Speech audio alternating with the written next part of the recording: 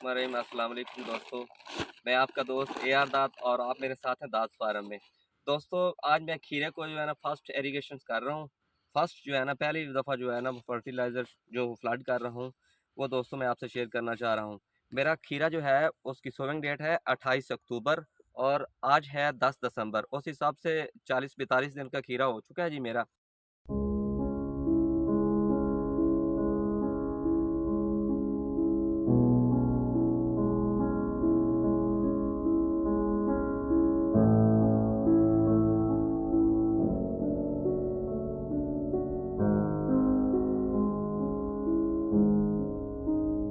तो मैं आज जो है ना उसका पहला पानी लगा रहा हूँ।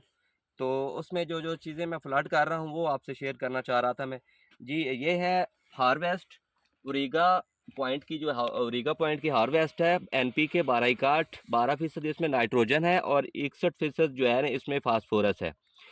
तो पीजीआर इसके साथ हैं जी, इजाफी खूबियों के साथ इसमें पीजीआर ऐड किए गए हैं। और इसके साथ मैं एसओपी इस्तेमाल कर रहा हूँ जी अरिस्टा लाइफ साइंस की।